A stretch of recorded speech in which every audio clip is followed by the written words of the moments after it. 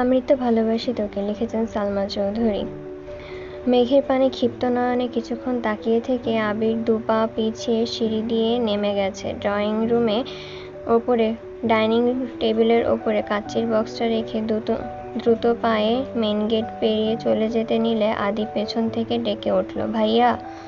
আদির ডাক আবিরের কর্ণ পর্যন্ত পৌঁছালো কিনা কে জানে, ফিরেও দেখল না। আবিরের অক্ষিযুগল অগ্নিগিরির লাভার ন্যায় লাল টুকটুকে হয়ে গেছে। গেট পেরিয়ে বাইকে উঠতে গিয়ে হাতে থাকা সানগ্লাসটা ডাস্টবিনের দিকে ছুঁড়ে ফেলে দেয়। নিজের ভেতরের সবটুকু ক্রোধ যেন সানগ্লাসটার উপরে ঢেলে দিয়েছে। সানগ্লাস ভেঙে খণ্ড-বিখণ্ড হয়ে গেছে। সানগ্লাস ভাঙার অংশের পাছে হাতও কেটেছে 2-3 জায়গায়। এই হাত নিয়ে বাইক স্টার্ট দিয়ে নিজের অফিসে চলে যায়।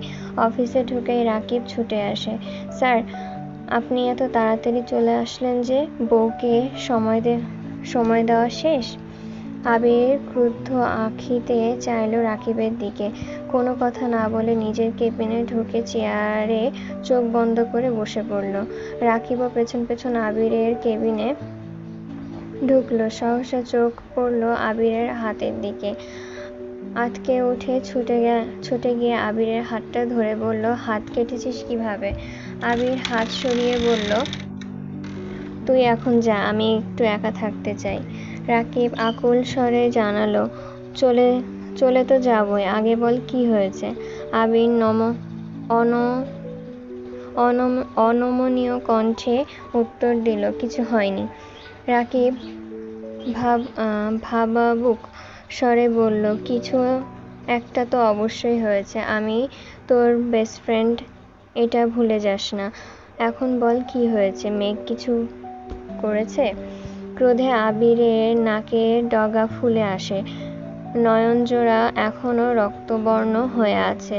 বক্ষস্থলে থাকা হৃৎপিণ্ডটা যেন দিক বিদিক ছুটে বেড়াচ্ছে। আবির দীর্ঘশ্বাস ছেড়ে কঠিন স্বরে বলল, আমি ওর জীবনে কাঁটার ন্যায়। আবির নামক কাঁটাটা ওর জীবনে না থাকলেও হয়তো অনেক বেশি হ্যাপি থাকতো।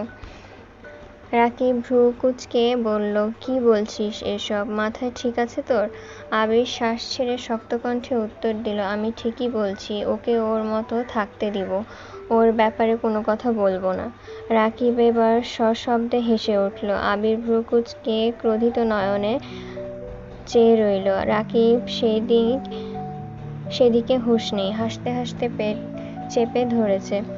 আবির রাগান্বিত কণ্ঠে বলল, অহেতুক হাসছিস কেন? রাকিব হাসি যেন থামছেই না। আবিরের কাছ থেকে দূরে গিয়ে বলল, বন্ধু, এত কিছু করেও যখন প্রেমিকার মন পায় না, তখন তার জন্য শুধু একটা গানই গাইতে ইচ্ছে করছে, যার কারণে ছাড়লাম আমি জগৎ সংসার, তবুও সে পাষাণ বন্ধু হইল না আমার। আমার দুঃখে কান্দে আকাশ, কান্দে জমিন, নির্দয়া তুই পাষাণ বন্ধু, এত রে কঠিন তোর মনে পিঞ্জিরায়, তুই কারে দিলি ঠাই, কারে এত করলি আপন, পর করে আমায়। তুই ভালো থাকিস বন্ধু, আমার সুখে থাকিস রোজ, তোর স্বপ্নে আমি আসবো ঠিকই নিতে তোর খোঁজ। আবির বসা থেকে উঠে দাঁড়াতে রাকিব হাসতে হাসতে কেবিন থেকে ছুটে বের হয়ে নিজের রুমে চলে গেল। সারাদিনের ব্যস্ততায় সন্ধ্যা পেরিয়ে রাত হয়ে গেছে। অফিসের সবাই মোটামুটি চলে গেছে। রাকিবের গার্লফ্রেন্ড কলের পর কল দিচ্ছে। গার্লফ্রেন্ডের নাম রিয়া। আবির দেশ ছেড়ে যাওয়ার পর রাকিবের সঙ্গে একই ভার্সিটিতে ভর্তি হয়েছিল রিয়া। সে থেকেই ধীরে ধীরে বন্ধুত্বর পর প্রেম। তাদের 2 বছরের রিলেশন চলছে। 4-5 বার কল করার পর রাকিব রিসিভ করে বলে উঠল, কি হয়েছে, এত কল দিচ্ছ কেন? জানো না এ সময় আমি অফিসে থাকি? রিয়ার গলা দিয়ে কথা বের হচ্ছে না। কোনো রকমে বলল, আমাকে একটা ইনহেলার আর কিছু ওষুধ কিনে দিয়ে যেতে পারবা? রাকিব এবার চিন্তিত স্বরে বলল, কি হয়েছে তোমার? আজ দুপুর পর্যন্ত বাসায় টুকিটাকি কাজ করেছিলাম। বিকেল থেকে শ্বাসকষ্ট হচ্ছে, আস্তে আস্তে বাড়ছে মনে হচ্ছে। রাকিব কণ্ঠ ভারী করে বলল, তুমি জানো তোমার ডাস্ট অ্যালার্জি, তারপরও কেন যাও কাজ করতে? আমি এসে কল দিচ্ছি, সাবধানে থাকো, বাই। রাকিব আবিরের কেবিনের সামনে দাঁড়ালো। তুই বাসায় কখন যাবি? দাঁড়িয়ে বলল, তুই বাসায় কখন যাবি? আবির ল্যাপটপের দিকে তাকিয়ে উত্তর দিল, একটু দেরি হবে। কেন? রাকিব বলল, রিয়ার অসুস্থ, ওষুধ নিয়ে যেতে হবে। আমি কি চলে যাব? আবির চোখ তুলে চেয়ে বলল, সিরিয়াস কিছু? রাকিব মৃদু হেসে উত্তর দিল, না না, তেমন না, ওর তো সেই একটাই সমস্যা। আবির স্বাভাবিক কণ্ঠে জানালো, ঠিক আছে, তুই যা, কোনো সমস্যা হলে জানাস। রাকিব হাসি মুখে বলল, তুই আজ কাজ করে তাড়াতাড়ি চলে যাস। আবির মাথা নিচু করে চুপচাপ কাজে মনোযোগ দিল। অন্যদিকে মেঘকে পড়াতে জান্নাত আপু এসেছে। মেঘ মনের বিরুদ্ধে বাধ্য হয়ে পড়তে বসলো।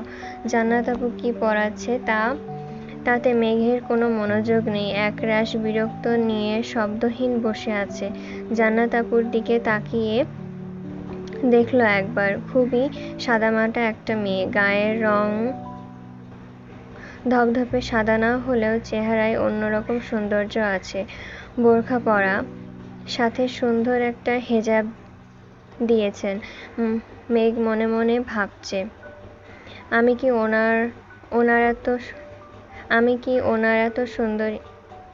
ওনার মতো সুন্দরী না? আমি কি আপনার ভালোবাসা পেতে পারতাম না আবির ভাই? পরদিন নাস্তার টেবিলে প্রত্যেকে উপস্থিত, শুধু আবির ব্যথিত। আদি খাওয়া শেষ হতেই আকলিমা খান বললেন, তোর ভাইয়া উঠেছে কিনা দেখে আয় তো। আদি দৌড়ে গেল আবিরের রুমের সামনে। আদি বা মিম কেউই আবিরের রুমের ভেতরে ঢোকে না, দরজা থেকেই ডেকে চলে আসে। আজও আদি দরজা থেকেই উকি দিয়ে দেখল, কিন্তু আবির কোথাও নেই। দুবার ডেকেছে, কিন্তু সাড়া নেই। আদি করিডর থেকে চিৎকার দিয়ে বলল, ভাইয়া তো রুমে নেই আম্মু। সবাই এবার মুখ চাওয়াচাই করলো। রুমে নেই মানে কি? সকাল থেকে তো বেরো হতে দেখলাম না। তানভীর গলা উঁচু করে বলল, ছাদে দেখ তো আদি। ভাইয়ার কথা মতো আদি ছাদের দিকে গেল, কিন্তু ছাদের গেটেও তালা। আদি পুনরায় তা জানালো। মালিহা খান চিন্তিত স্বরে বললেন, আবির কি রাতে ফেরেনি? মেঘ সহসা বড় আম্মুর মুখের দিকে চাইল। এই বাড়ির ছেলেরা কখনোই বাইরে রাত কাটায় না, যত রাতই হোক না বাসায় ফিরে আসে, এটা খানবাড়ির রুলস। খুব প্রয়োজন হলে আলী আহমেদ খানের থেকে অনুমতি নিয়ে থাকতে হয়। ইকবাল খান সঙ্গে সঙ্গে ফোন বের করে আবিরকে কল দিয়েছেন। প্রথমবার রিসিভ হয়নি, দ্বিতীয়বার রিসিভ হতেই ইকবাল খান শুধালেন, কোথায় আছিস? আবির ঠান্ডা কণ্ঠে উত্তর দিল, অফিসে। ইকবাল খান, তুই বাসায় ফিরিসনি কাল? আবির, না। ইকবাল খান, কেন? আবির গম্ভীর কণ্ঠে জবাব দিল, অফিসে কাজ ছিল। ইকবাল খান তপ্ত স্বরে বললেন, ও আচ্ছা, আজ আমাদের অফিসে মিটিং আছে, আসবি না? আবির গম্ভীর কণ্ঠে জানালো, চলে আসবো, এখন রাখি, কাজ আছে। আলী আহমেদ খান রেগে বলে উঠলেন, 2 দিন হয়নি নিজের কোম্পানি খুলেছে, এখনই ব্যস্ততা দেখায়। কই, আমাদের তো রাতে অফিস থেকে কাজ করতে হয়নি কখনো। মালিহা খানের দিকে তাকিয়ে শক্ত কণ্ঠে বললেন, ছেলেকে বোঝাও, বাইরে থাকাকালীন কি করছে না করছে সেসব আমার বাড়িতে চলবে না।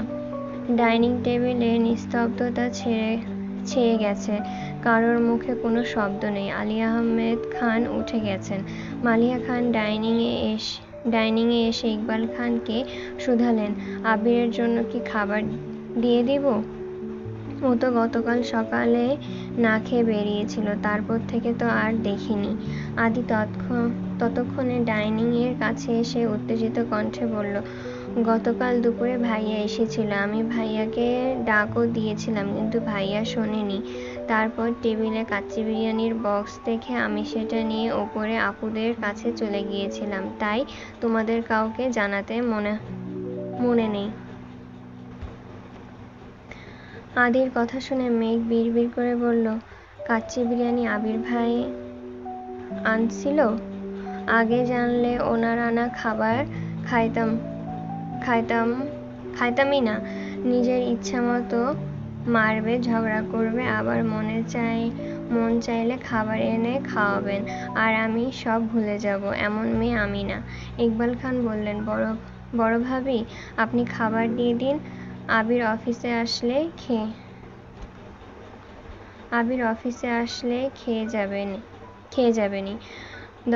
রাত 10টার দিকে আবির বাসায় ফিরেছে। ততক্ষণে 3 কর্ত্রী ব্যথিত সকলের খাওয়া শেষ। আবির ফ্রেশ হয়ে মা কাকিদের সাথে খেতে বসেছে। এই যে মা, মামনি, কাকিয়া এত প্রশ্ন করছে, আবির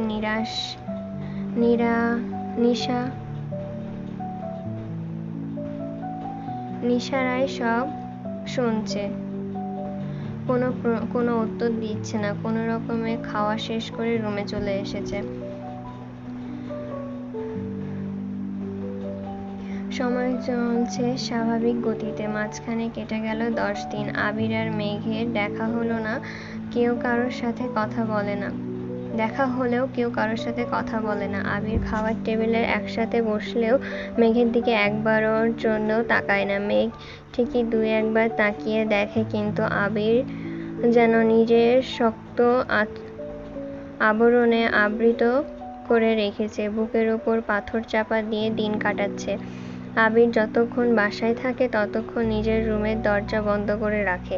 মেঘও নিজের মতো খাচ্ছে, মিম আর আদির সাথে আড্ডা দিচ্ছে, জান্নাত আপু পড়িয়ে যাচ্ছে, কোচিং থাকলে কোচিংয়ে যাচ্ছে, বাসায় এসে পড়াশোনা করছে, সব নিজের মতোই করছে। শুধু মাঝে মাঝে ভাবছে, আবির ভাইয়ের কি কিছু হয়েছে? আজ মেঘের HSC রেজাল্ট পাবলিশ হবে। সকাল থেকে না খেয়ে বসে আছে মেয়েটা। আলী আহমেদ খান আর মোজাম্মেল খান অফিসে চলে গেছেন। ইকবাল খান কোনো এক দরকারে আদির স্কুলে গিয়েছে। আবিরও সকাল সকাল অফিসের জন্য বেরিয়ে গেছে। আবিরের কিছুক্ষণ পর তানভীরও বেরিয়েছে। ঘণ্টাখানেক পর রেজাল্ট পাবলিশ হয়েছে।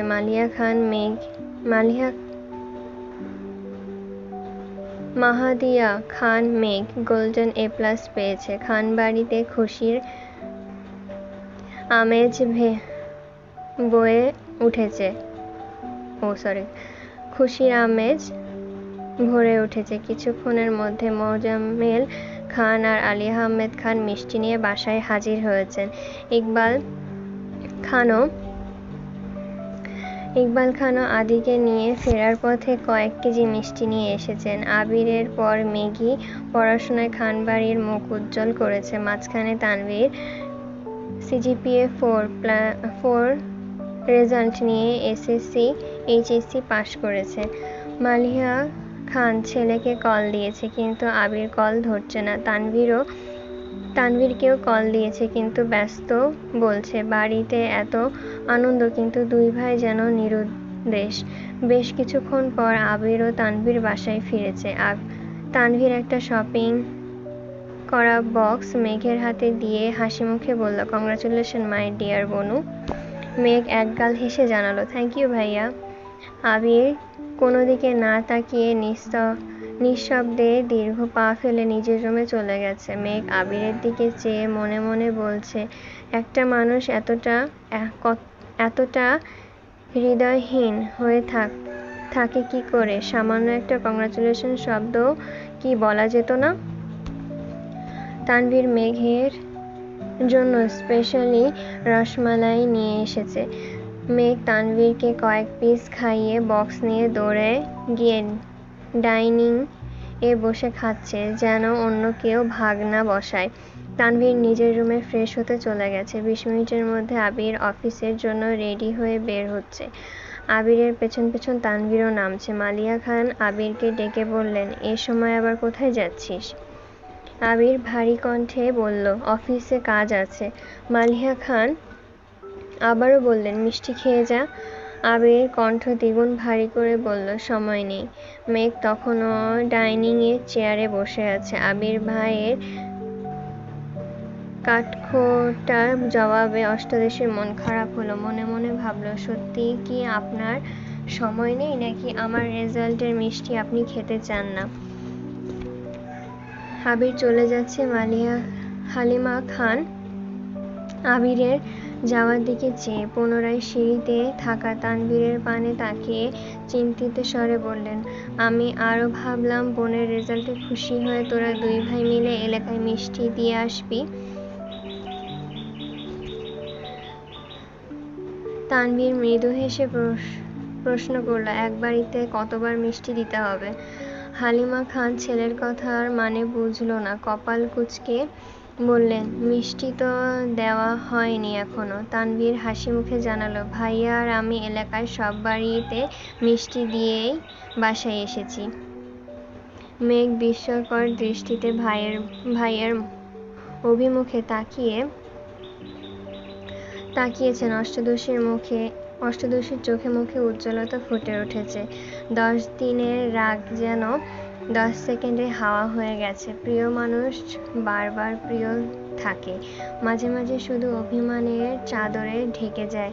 মেঘ বিড়বিড় করে বলল, আমি কি ঠিক শুনছি? আবির ভাই আমার রেজাল্টে খুশিতে এলাকায় মিষ্টি খাইয়েছেন?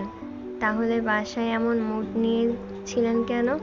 একটা মিষ্টি মুখেও দিলেন না। কিন্তু কেন? উনি কি কোনো বিষয়ে রেগে আছেন? মেঘের পাশাপাশি সবাই যেন অবাক চোখে তাকিয়ে তানভীরের দিকে। তানভীরের কথায় আকলিমা খান ভ্রু কুঁচকে বললেন, আমাদেরকে জানালে কি এমন হতো শুনি? আবির বা তুই কেউই তো বলতে পারতি। তানভীর হাসি মুখে উত্তর দিল, ভাইয়া লোক দেখানো কাজ পছন্দ করে না, জানোই তো। তাছাড়া আমি তো এখন বললামই তোমাদের। মোজাম্মেল খান আবিরের এমন কাণ্ডে খুশি হয়ে বললেন, যাক, বড় ভাইয়ের দায়িত্ব পালনে আবির অবহেলা করেনি, এটাই তো দরকার। আব্বুর মুখে এমন কথা শুনে মেঘের মুখটা মলিন হয়ে গেল। আবির ভাইকে তো সে বড় ভাই হিসেবে ভাবেনি কখনো। আবির ভাই হলো ক্রাশ, না হলে বাস, ভাইটাই কিছু না। রাত 10টার দিকে আবির ফিরেছে। মেঘ তখন পড়ছিল। আবির রাতের খাবার খেয়ে নিজের রুমে গিয়ে দরজা বন্ধ করে ফেলেছে। বেশ কিছুক্ষণ পর মেঘ নিচে আসতেই আকলিমা খান বলে উঠলেন, কিরে, আবিরকে মিষ্টি দিলি না? মেঘ আশ্চর্য নয়নে চেয়ে বলল, তোমরা দাওনি কেন?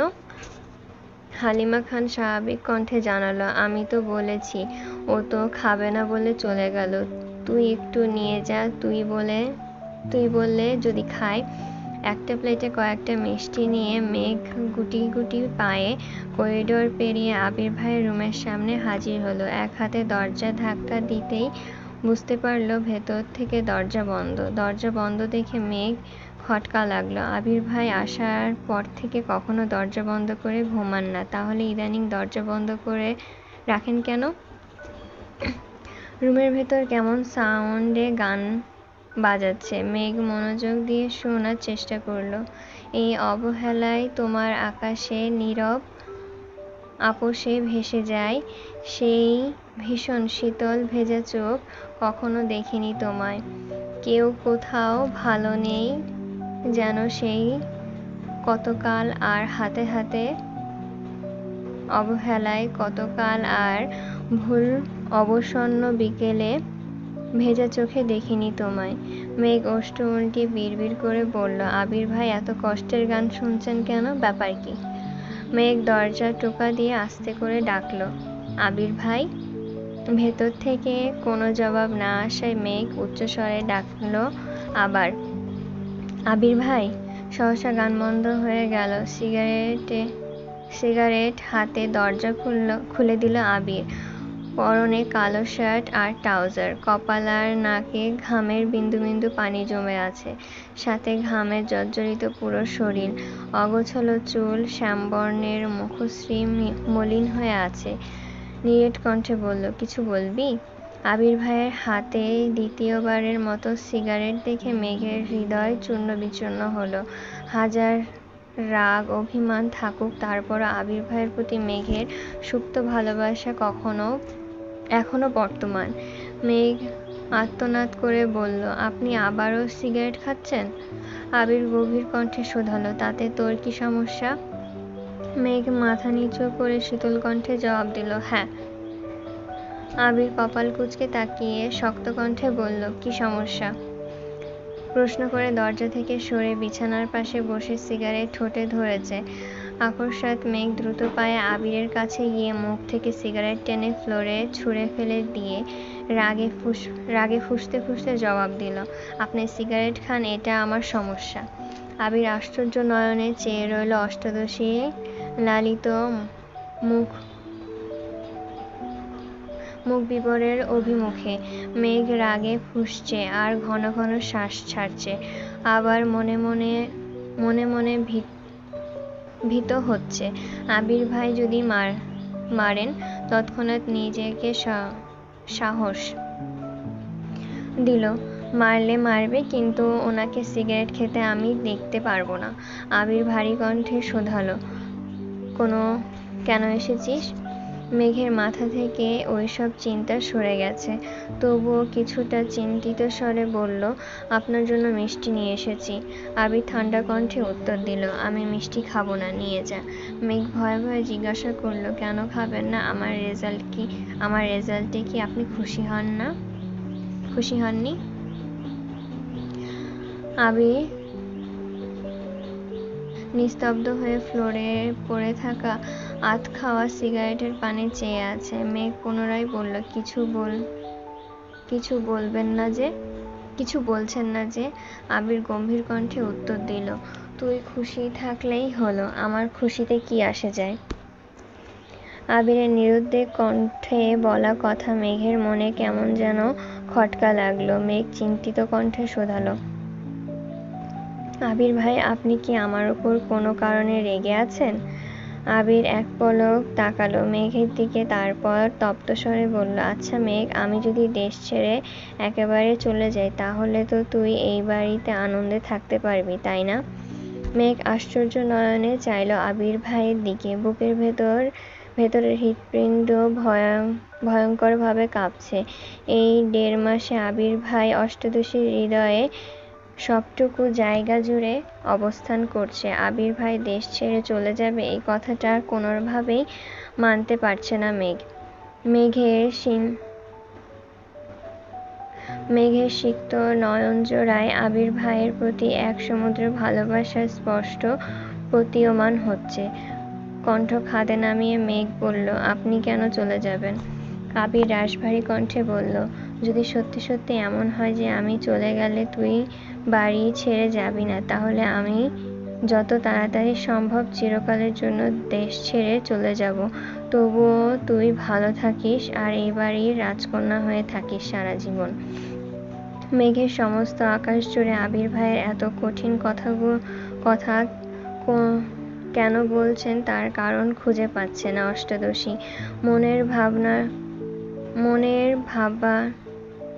অনেক ভাবার পর মনে পড়ল 10 দিন আগের ঘটনা। মনে মনে ভাবল, তাহলে কি বন্যার সাথে কথাগুলো আবির ভাই শুনে ফেলেছে? মেঘ বেশ খানিকটা সময় নীরব থেকে শান্ত কণ্ঠে বলল, আসলে ওই দিন আমার খুব রাগ উঠেছিল। জান্নাত আপুর কাছে পড়তে চাইনি, তবুও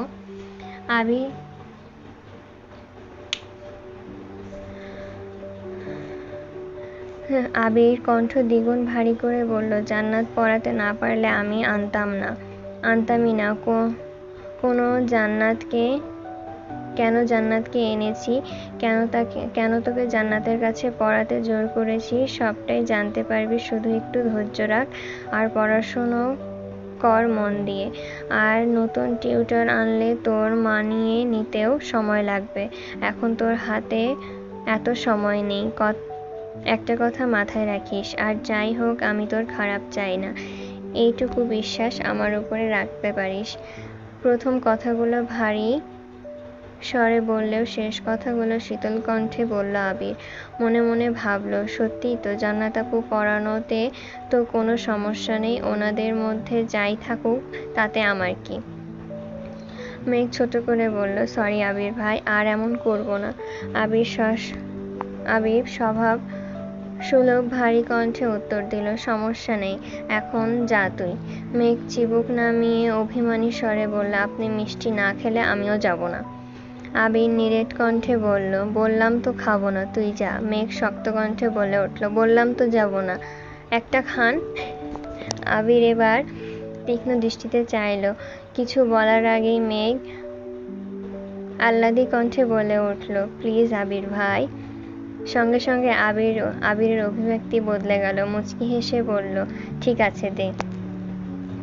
আবির ভাইয়ের হাসিতে মেঘ গলে পানি হয়ে গেছে। রোমান্টিক মুডে বলল, আমি খাইয়ে দিই মিষ্টি। আবির মৃদু হেসে জানালো, ঠিক আছে। হাই।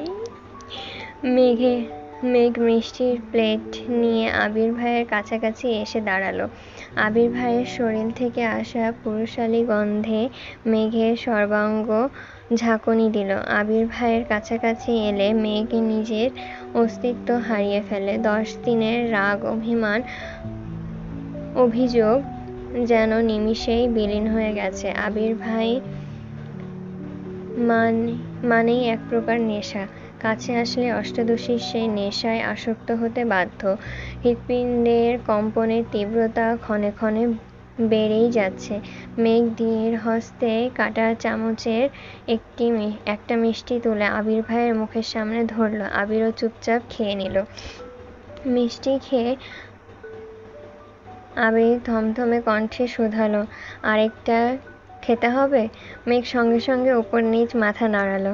আবির মনে মনে বলল, তোর এই পাগলামি যেন সারা জীবন থাকে। মেঘ আরেকটা মিষ্টি এগিয়ে দিল আবির ভাইয়ের মুখের কাছে। আবির দ্বিতীয় মিষ্টি শেষ করে ছোট করে বলল, বস এখানে। মেঘ সঙ্গে সঙ্গে বিছানার পাশে বসল। আবির একটা মিষ্টি কেটে অর্ধেকটা মেঘের মুখে দিল। মেঘ যেন নিজের চোখকে বিশ্বাস করতে পারছে না। আবির ভাই তাকে মিষ্টি খাওয়াচ্ছে। মেঘ চুপচাপ মিষ্টিটা খেয়ে নিল। আবির দ্বিতীয়বার কিছুটা মিষ্টি মেঘের মুখের সামনে ধরে বলল, দুবার না খেলে তো তুই আবার পানিতে পড়ে যাবি, নে হাঁ কর।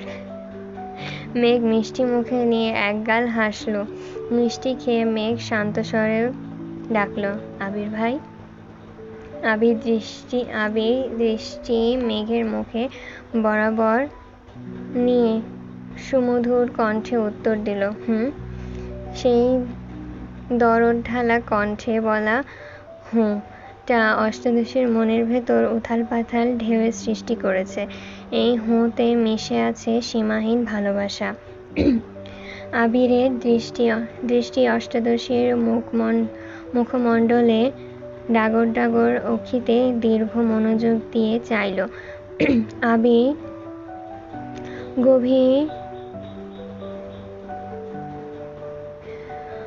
গভীর নলকূপের ন্যায় বিমোহিত সেই নয়নজোড়া আবিরকে স্থির থাকতে দিচ্ছে না।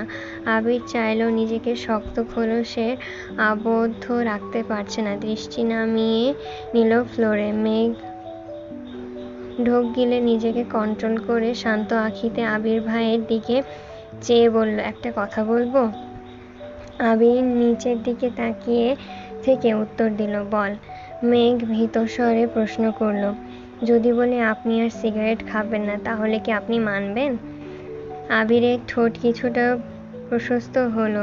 দৃষ্টি তখনও ফ্লোরে। মনে মনে বলল, তুই বললে হাসি মুখে জীবনটাও দিয়ে দিতে রাজি, সেখানে সিগারেট আর এমন কি? আজ এই মুহূর্তে থেকে আমি আবির সিগারেট ছাড়লাম, আর কোনো দিন ছুঁয়েও দেখব না, প্রমিস।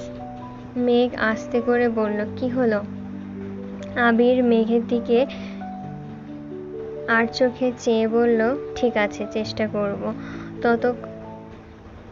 এতটুকুতে মেঘ মহা খুশি। যে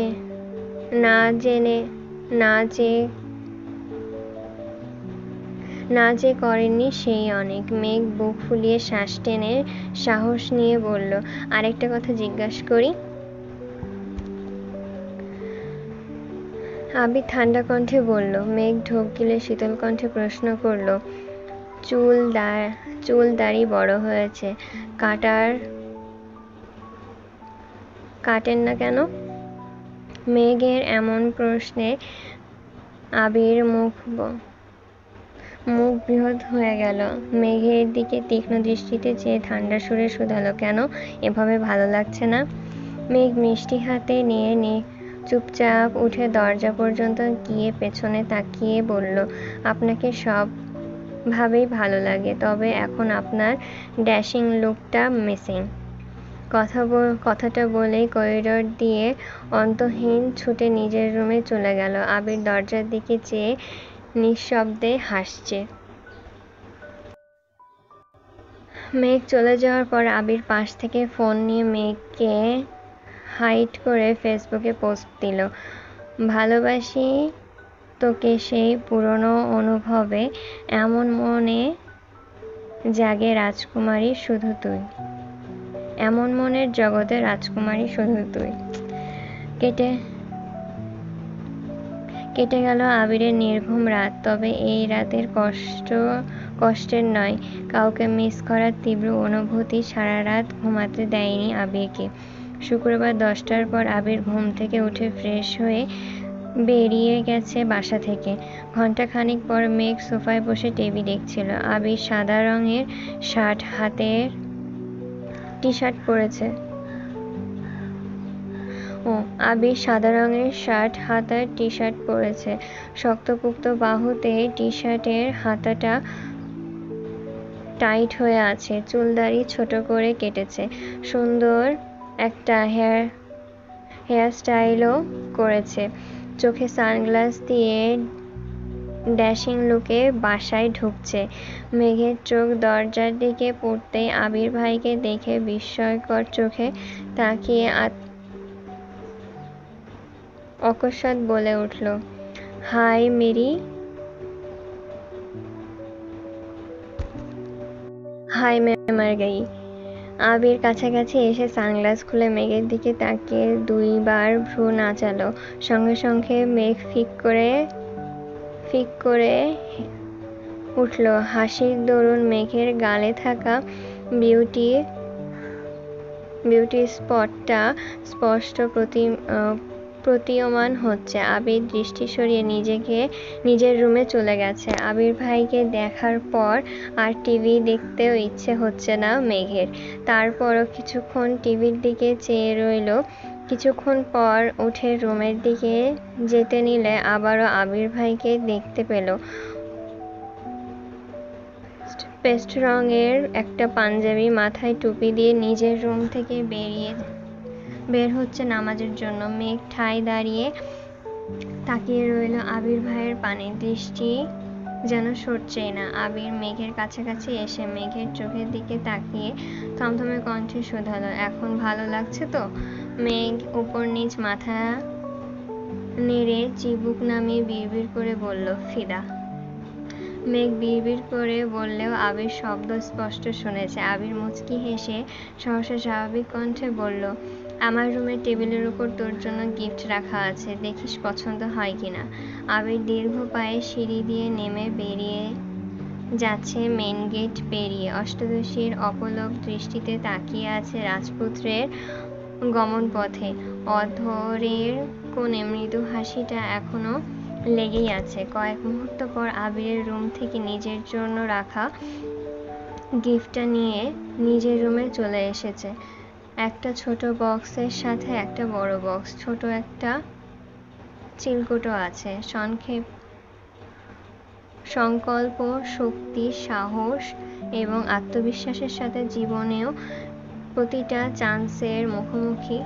চ্যালেঞ্জের মুখোমুখি হতে হবে। অনেক অনেক শুভকামনা রইল তোর জন্য। অভিনন্দন ডিয়ার স্প্যারো। কয়েকবার চিলকুটটা পড়ে মেঘ শুধু স্প্যারো লেখাটার দিকে চেয়ে আছে। আবির ভাই যে স্পেশাল কোনো নামে মেঘকে সম্বোধন করেছেন তা দেখেই মেঘ খুশিতে আত্মহারা হয়ে গেছে। ছোট বক্সে র্যাপিং সরাতেই চোখে পড়ল লাল রঙের একটা সুন্দর বক্স। সচরাচর গোল্ডের জিনিসপত্রের ক্ষেত্রে এগুলো বেশি থাকে। বক্স খুলতেই চোখে পড়ল সুন্দর ডিজাইনের একটা গোল্ড ব্রেসলেট। মেঘ আশ্চর্য নয়নে তাকিয়ে আছে ব্রেসলেটের দিকে। মেঘের সকল অপূর্ণ ইচ্ছা আবির ভাই যেন ধীরে ধীরে পূর্ণ করে দিচ্ছে। আইফোন, ল্যাপটপ, নূপুর, বাইকে ঘোড়া থেকে শুরু করে ছোট বড় কত কত ইচ্ছা পূরণ করতেই যেন মেঘের জীবনে আবির ভাইয়ের আগমন ঘটেছে। ব্রেসলেট হাতে দিয়ে ঘুরিয়ে ফিরিয়ে দেখছে, ফোন নিয়ে কয়েকটা ছবি তুলে তারপর বড় বক্সটা খুলতেই দ্বিতীয়বারের মতো বড়সড় শক খেলো। 10টা কালারের 2 সেট করে মোট 20 ডজন কাচের রেশমি চুড়ির বক্স জ্বলজ্বল করছে, সাথে অনেকগুলো আংটি। মেঘ চুড়ির দিকে চেয়ে মনে মনে ভাবল, যে মানুষটা আমার সাথে ঠিকমতো কথা বলে না, উঠতে বসতে কত রাগ দেখায়, থাপ্পড় মারে, উনি এসব কিছু আমার জন্য এনেছেন। যাকে এতদিন অনুভূতিহীন ভেবে এসেছি, উনি আসলে এতটা অনুভূতিহীন নন।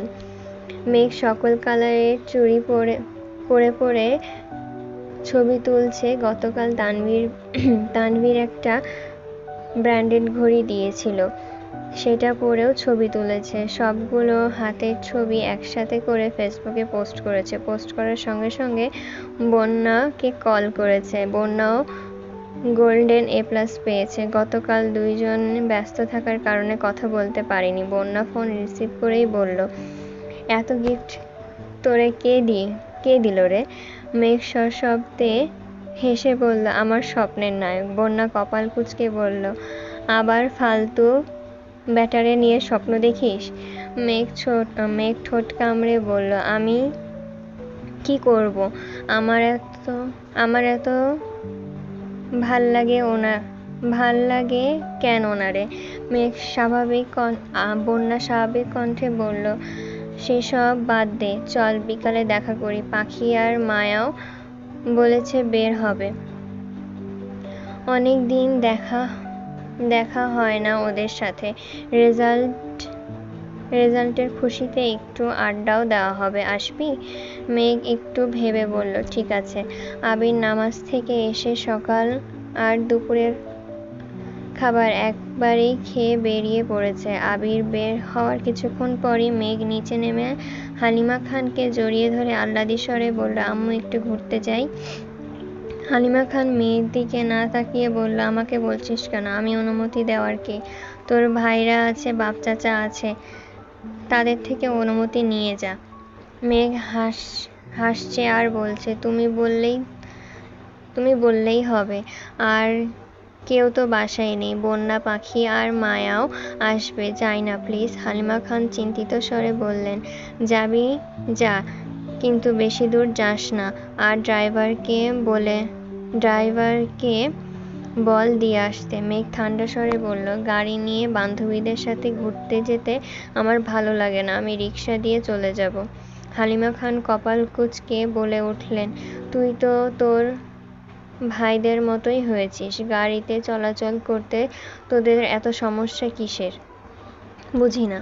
মেঘ সশব্দে হেসে নিজের রুমের দিকে ছুটে গেল। কিছুক্ষণের মধ্যে রেডি হয়ে নিচে নামলো। মায়ের থেকে বিদায় নিয়ে রিক্সা নিয়ে চলে গেল গন্তব্যস্থলে। ওরা 3 জন আগেই চলে এসেছে। ইচ্ছামতো ফুচকা খেয়ে কাছের একটা ফাঁকা মাঠে 4 বান্ধবী বসে আড্ডা দিচ্ছে। পড়াশোনা, পরিবারের কথা শেষে প্রেমের টপিক উঠল। পাখির বিয়ে ঠিকঠাক, অ্যাডমিশন টেস্ট পরেই খালাতো ভাইয়ের সাথে বিয়ে। এদিকে মায়ারও বয়ফ্রেন্ড আছে, জগন্নাথ বিশ্ববিদ্যালয়ে পড়ছে। তাই মায়ার মনে প্রাণে চেষ্টা করছে যেন জগন্নাথ বিশ্ববিদ্যালয়ে চান্স পেয়ে যায়। ধীরে ধীরে আবির ভাইয়ের কথা উঠল। মেঘ অবলীলায় আবির ভাইয়ের প্রতি নিজের অনুভূতি প্রকাশ করল। সবকিছু শুনে মায়া অকস্মাৎ বলে উঠল, আমার কাছে একটা প্ল্যান আছে। বাকি 3 জন একসাথে বলে উঠল, কি প্ল্যান? মায়া বলল, আমাদের মধ্যে কারোর ফোন থেকে তোর আবির ভাইয়ের নাম্বারে কল দে, একটু ঢং করে কথা বলে দেখবি ওনার মনে কি আছে। যদি উনি কাউকে পছন্দ করেন তাহলে সেটাও প্রকাশ পাবে, সাথে ওনার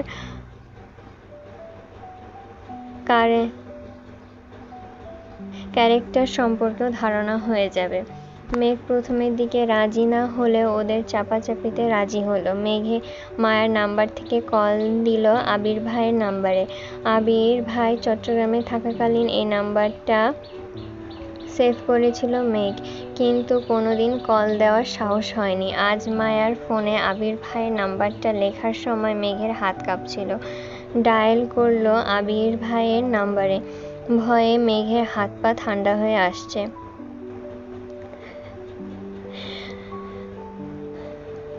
প্রথমবার রিসিভ হলো না। মায়া আর পাখি মেঘকে সাহস দিল। বন্যা নীরব দর্শক।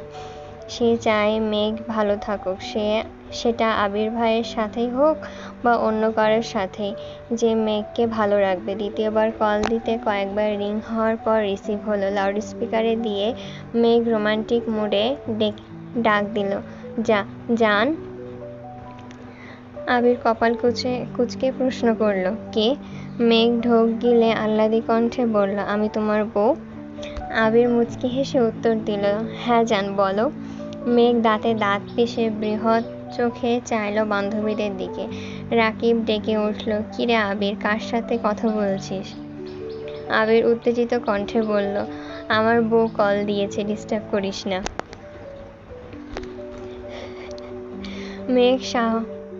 মেঘ সহ বাকি তিনজনই হাঁ করে চেয়ে আছে। মায়া কল মিউট করে মেঘকে কানে কানে কিছু বলেছে। আনমিউট করে মেঘ স্বাভাবিক কণ্ঠে বলল, আই মিস ইউ জান। আবির নিঃশব্দে হেসে উঠল, আই মিস ইউ টু জান।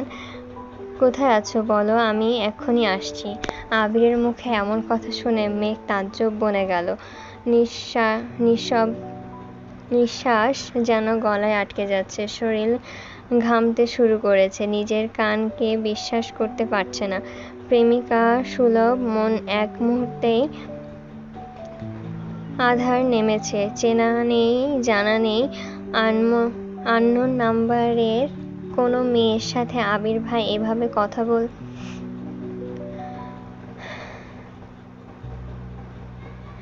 আননোন নাম্বারে কোনো মেয়ের সাথে আবির ভাই এমনভাবে কথা বলছেন, সেটা মায়া ভাবতেই পারছে না। মেঘ এক হাতে মাথায় চাপড়ে ধরে। আবির পুনরায় প্রশ্ন করল, কি হলো, কথা বের হচ্ছে না গলা দিয়ে? মায়া আর পাখি ঠেলায় মেঘ ধীর কণ্ঠে শুধু বলল, কিছু না। মেঘ এবার স্বভাবসুলভ গম্ভীর কণ্ঠে প্রশ্ন করল, কোথায় বসে বাদরামি করা হচ্ছে শুনি? কোথায় বসে বাদরামি করা হচ্ছে শুনি? আবির ভাইয়ের প্রশ্নে মেঘ আরও বেশি আশ্চর্যনীয় হলো। কয়েক মুহূর্ত নীরব থেকে কাঁপা কাঁপা কণ্ঠে বলল, মানে? আবির কণ্ঠ দ্বিগুণ ভারী করে জবাব দিল, বাসা থেকে একা বের হয়েছিস, একবার জানানোর প্রয়োজন মনে করলি না, এত বড় হয়ে গেছিস। মেঘের চোখের কোটর ছেড়ে বেরিয়ে আসার অবস্থা হলো। শুধু দীর্ঘশ্বাস ফেলে এভাবে আবির ভাইয়ের কাছে ধরা পড়ে যাবে এটা ভাবতেও পারেনি। লাউডস্পিকার অফ করে ফোন কানে ধরেছে। মেঘকে নিশ্চুপ থাকতে দেখে আবির নিরেট কণ্ঠে বলল, যেখানে নিঃশ্বাসের শব্দে আমি তোর অস্তিত্ব উপলব্ধি করতে পারি, সেখানে তোর কণ্ঠ আমি চিনব না? ভাবলি কিভাবে? মেঘ পাথরের ন্যায় বসে আছে। আবির ভাই কি বলছেন তার কিছুই মাথায় ঢুকছে না। সে যেন ধরা পড়ে গেছে, এটা ভেবে লজ্জায় মরে যেতে ইচ্ছে হচ্ছে। আবির ভাই কি ভাববে? থাপ্পড় না দিয়ে বসেন আবার। থাপ্পড়ের কথা মনে পড়তেই সঙ্গে সঙ্গে গালে হাত দিল মেঘ। আবির পুনরায় প্রশ্ন করল, কোথায় আছিস? মেঘ তখনও গালে হাত দিয়ে নিস্তব্ধে বসে আছে। আবির রাগান্বিত স্বরে বলে উঠল, কি হলো বল? মেঘের গলা কাঁপছে। কোনোরকম জায়গার নাম শুধু বলল। আবির স্বাভাবিক কণ্ঠে জানালো, আমি কিছুক্ষণের মধ্যে আসছি বলে কলটা কেটে দিল। আবির ভাই কল কাটতে অষ্টদশীর আকাশের পানে চেয়ে বড় করে শ্বাস ছেড়ে বলল, আল্লাহ বাঁচাও আমায়। আর জীবনে এমন কাণ্ড করব না, এবারের মতো বাঁচিয়ে নাও। বন্যা চিন্তিত স্বরে শুধালো, কি হয়েছে? বকা দিয়েছে? পাখি আর মায়া অবুঝের মতো চেয়ে আছে। মেঘ এপাশ ওপাশ মাথা নেড়ে জানালো, কিছুক্ষণের মধ্যে আসবে, দোয়া কর যেন মাইর না খাই। এই কথা শুনে পাখি, মায়া আর বন্যাও ততস্থ হয়ে গেছে। সবাই চিন্তায় পড়ে গেছে। ফাজলামো করতে গিয়ে এভাবে সিরিয়াস হয়ে যাবে ভাবতে পারিনি। কিছুক্ষণের মধ্যে একটা বাইক এসে থামলো রাস্তার পাশে। সেই নামাজের সময় পরা পাঞ্জাবিটা দেখে মেঘ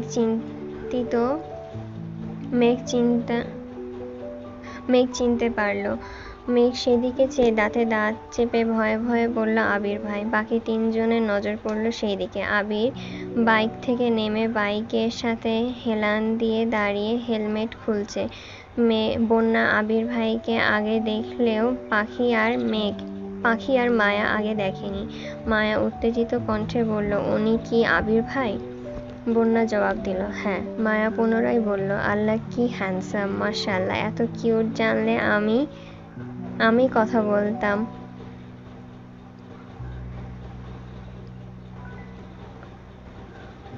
পটিয়ে আমার করে নিতাম। মেঘ রাগান্বিত স্বরে বলে উঠল, আমার আবির ভাইয়ের দিকে কেউ নজর দিবি না বলে দিলাম।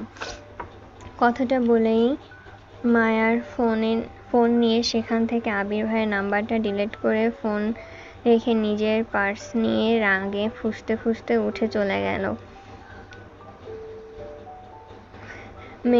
মেঘের এমন কাণ্ডে পাখি আর মায়া দুজনেই হাসছে, কিন্তু বন্যা স্তব্ধ হয়ে চেয়ে আছে মেঘের দিকে। আবির ভাই কিভাবে রিয়্যাক্ট করবে সেটা দেখতে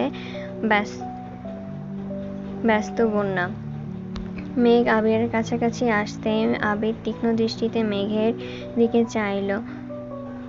ক্রোধিত মুখশ্রী দেখে আবির কপাল গোটালো। মেঘের সরু নাকের ডগা ফুলে উঠেছে, ঘামে চিকচিক করছে মুখ, সাথে লাল হয়ে আছে দুই গাল। মেঘ কাছাকাছি আসতে আবির ঠান্ডা কণ্ঠে শোধালো, রাগ উঠেছে কেন? আরো আড্ডা দিলে যা, আমি ওয়েট করছি, সমস্যা নেই। মেঘ রাগে ফুঁসতে ফুঁসতে উত্তর দিল, আড্ডা দেব না, চলে যাব। আবির চিন্তিত স্বরে বলল, কি হয়েছে? কে কি বলেছে? মেঘ মনে মনে বলছে, আপনার ওপর কারো নজর আমি সহ্য করতে পারি না।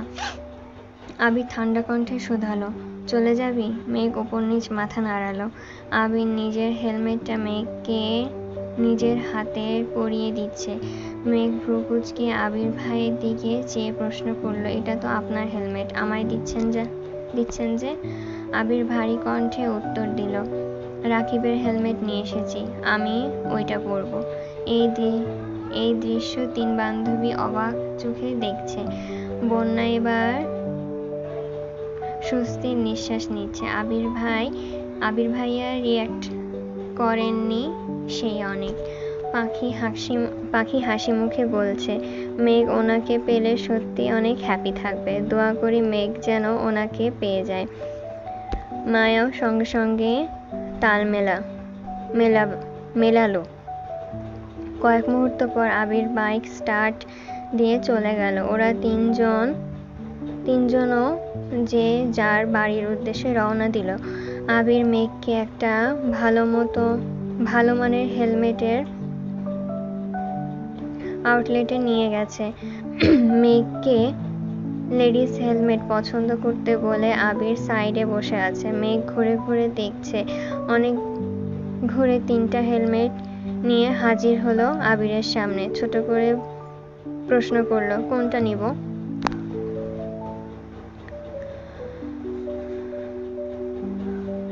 আবির তিনটা হেলমেট পাশে রেখে ভারী কণ্ঠে বলল, আমার জন্য পছন্দ করে নিয়ে আয়। মেঘ আহাম্মকের মতন চেয়ে আছে, নড়ছেও না জায়গা থেকে। আবির কপাল কুঁচকে তাকালো, গম্ভীর কণ্ঠে বলল, কি বললাম আমি? মেঘ চুপচাপ চলে গেল।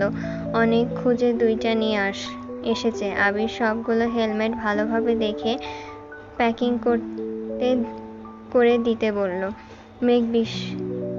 বিস্ময় চোখে চেয়ে কোমল কণ্ঠে বলল, এত হেলমেট নিয়ে কি করবেন? হেলমেট তো একটা হলেই হয়। আবির চোখ রাঙিয়ে মেঘের দিকে চাইল। মেঘ সঙ্গে সঙ্গে চিবুক নামালো গলায়। মনে পড়ে গেল হেজাব কেনার ঘটনা। মনে মনে বলছে, কি মানুষ রে বাবা। আমি কনফিউজড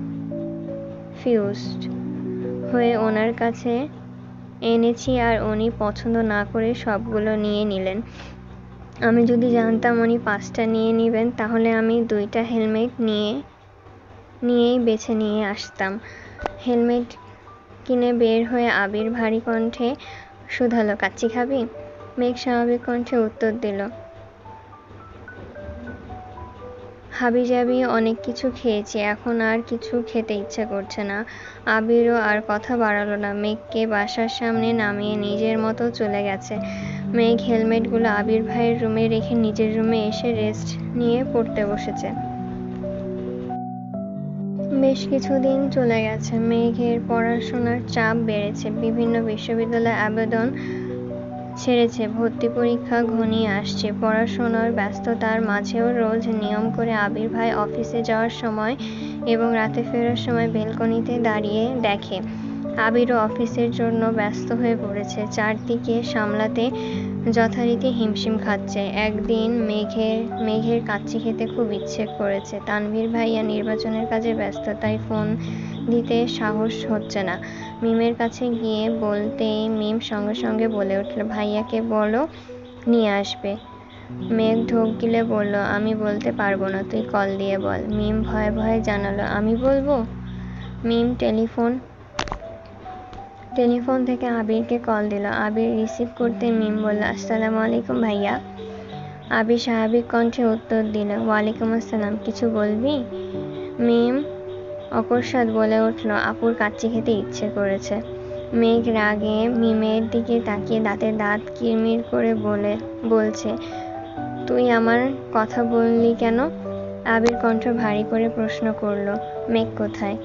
মিম মৃদু হেসে বলল, এখানেই আছে। আবির রাগান্বিত কণ্ঠে বলল, ওর কি ফোন নেই নাকি ওর কথা বলতে পারে না? তোকে দিয়ে বলতে হয় কেন?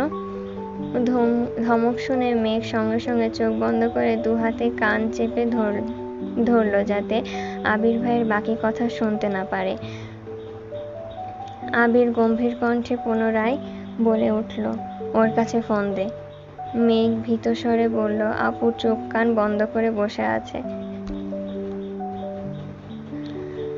আবির দীর্ঘশ্বাস ছেড়ে রাগ হজম করে বলল, ওর কান থেকে হাত সরিয়ে ফোনটা ওরে দে। মিম যথারীতি তাই করল। মেঘ ভয়ে ভয়ে ফোন কানের কাছে নিল। কিছু বলার আগেই আবির ঠান্ডা কণ্ঠে জিজ্ঞাসা করল, কাচ্চি কি এখনই আনতে হবে নাকি ঘণ্টাখানিক পর নিয়ে আসলে হবে?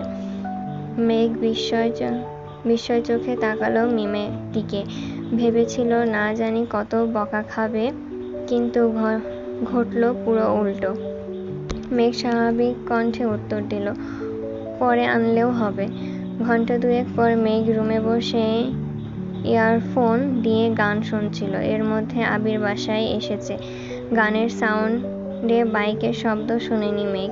আবির মিমকে 2 প্যাকেট দিয়ে বাকি একটা কাচ্চির প্যাকেট নিয়ে মেঘের রুমে গেল। হঠাৎ আবির ভাইকে দেখে মেঘ ভূত দেখার মতন চমকে উঠে কান থেকে ইয়ারফোন খুলে ফেলল। আবির কাচ্চির প্যাকেট মেঘকে দিয়ে শক্ত কণ্ঠে বলল, তোর ফোনটা দে।